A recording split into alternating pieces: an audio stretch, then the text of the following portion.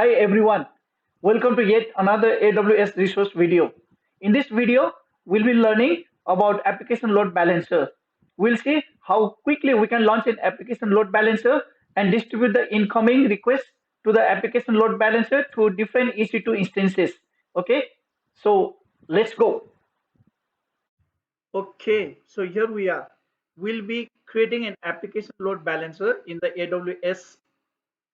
The application load balancer works in the layer 7, that is HTTP and HTTPS. Now, whenever a request comes to this particular load balancer, it will be distributing the request to the EC2 instances that we'll be creating in this session.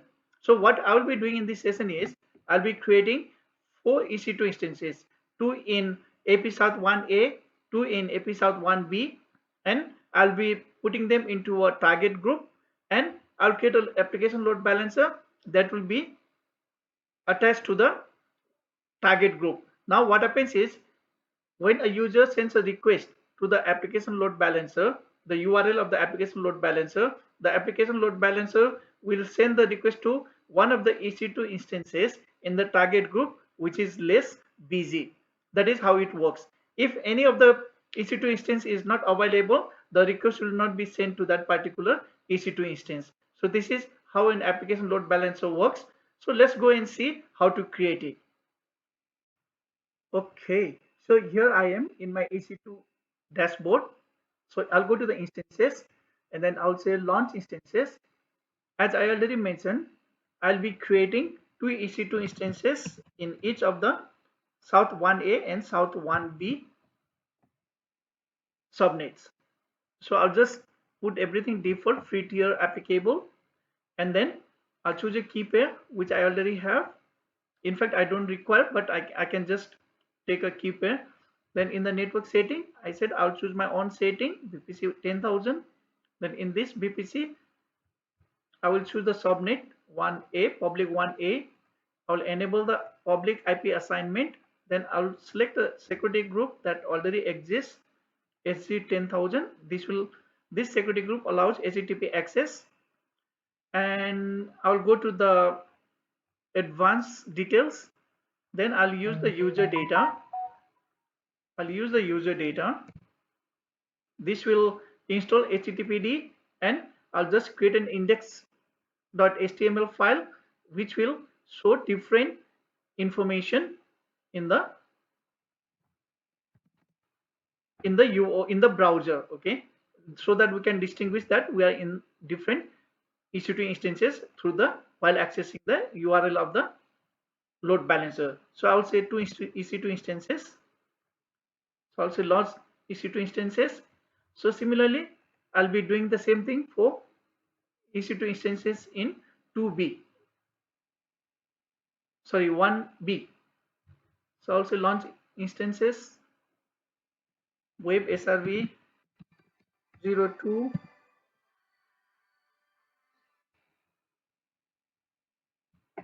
I'll choose the default, then key pair. Then in the network settings, I'll choose my VPC. Then I'll choose public 1B. Then enable IPS address assignment. Choose the same security group. And then I'll go to the advanced details. Use the same user data. Okay. Then I'll also create 2 EC2 instances here.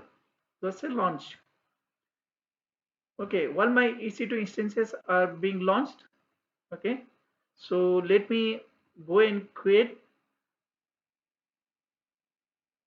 the target groups. So I'll just go to target groups. I'll say create target group. I'll be creating 4 EC2 instances. Target group name, let's give it TG 10,000 for HTTP port, and then VPC will be the 10.0. This is my own VPC HTTP one. Then I don't want anything over here. I'll just say next, and I'll select the EC2 instances that I want to be included in this particular target group. So I'll just select it and then say include as pending below. Then I'll just say create. Now my target group is created.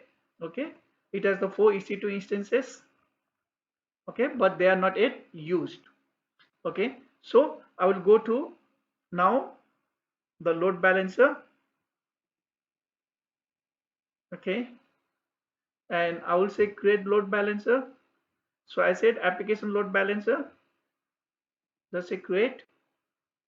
Then give the name of the load balancer. Let's give it ALB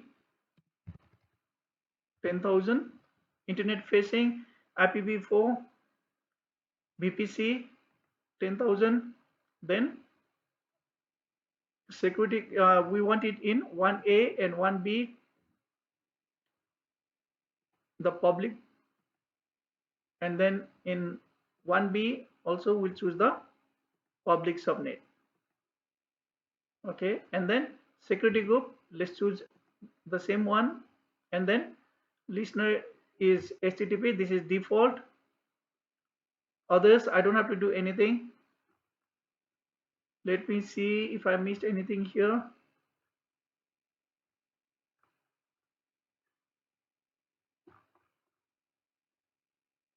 Yes, forward to the target group that we created. Okay, so this was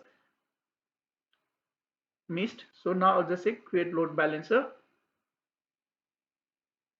Now this load balancer will take a few minutes before it is up and running, maybe 2 minutes or maybe less than that. So it's under provisioning now. I already have the URL, so I can just copy the DNS name and then I can just access the DNS.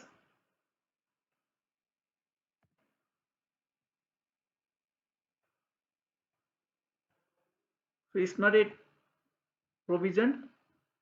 Let's wait for a few more minutes.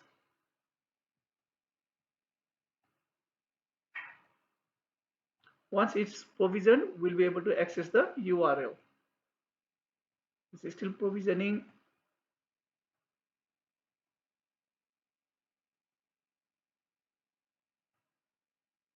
Still provisioning. Should be quite fast. I normally see it's done within 2 to 3 minutes. Let's see today.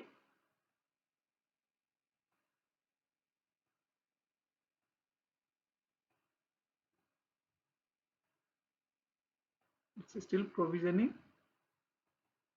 Yes, it's active now. Let's go and access the URL.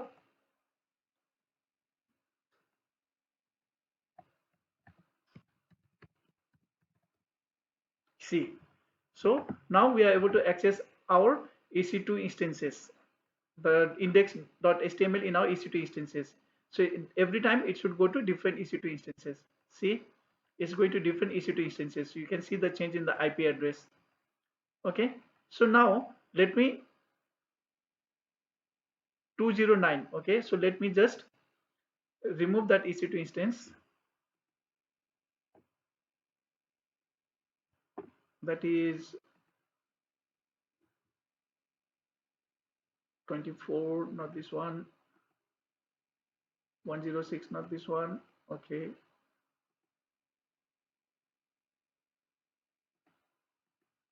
Okay, so let me just stop this instance. So once this instance is stopped, 209, it should not be going there again. Okay, let's see. See, 209 will not be there. So our request is being distributed to the only active and running instances which are healthy.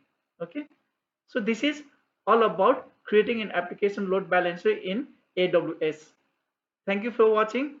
Please provide your comments for my improvisation in upcoming videos. Thank you.